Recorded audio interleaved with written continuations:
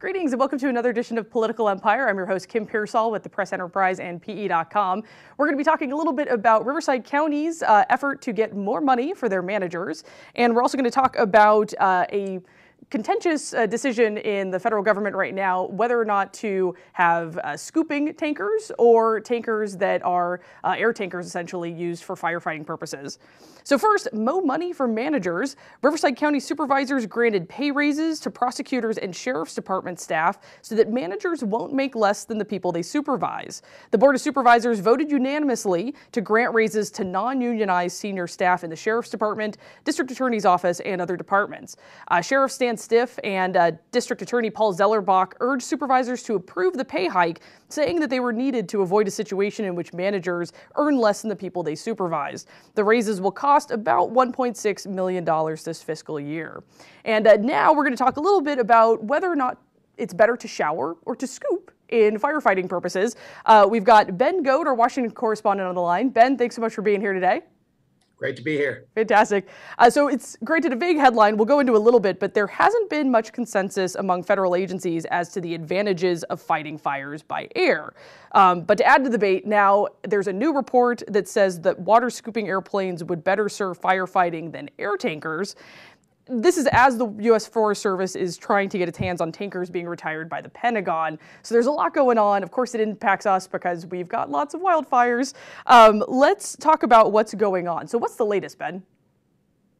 Right. So this week, the RAND Corporation, which has been studying the optimal mix of aerial firefighters for 3 years, came out with its finding, and its finding were really in stark contrast to what the Forest Service has been doing. The report said that the Forest Service gets the biggest bang for its buck, essentially, by using water scoopers. These are planes that just basically skim down and collect water from lakes or other bodies of water and dump them on fires, and they can make more runs per hour than a retardant dropping tanker, which has to land to refuel. And so basically the RAND report said the federal government can save millions of dollars this way by using the scoopers. Meanwhile, the Forest Service, which has gone from having 44 tankers to having just 9 over the last 10 years and is really in an emergency status, has been trying to acquire more tankers.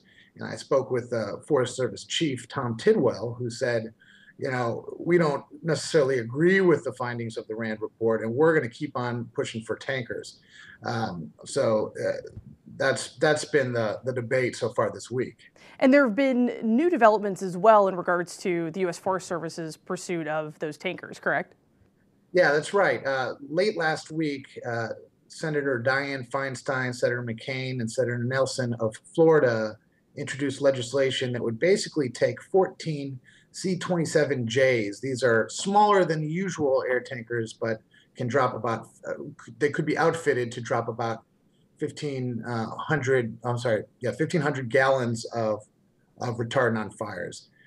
These planes are about to be retired by the Air Force. So McCain, Feinstein, and Nelson say, hey, rather than sending them to the boneyard, let's get these planes over to the Forest Service.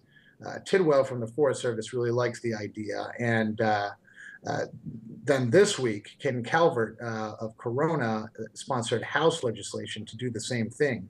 So that push really looks like it's starting to pick up some momentum.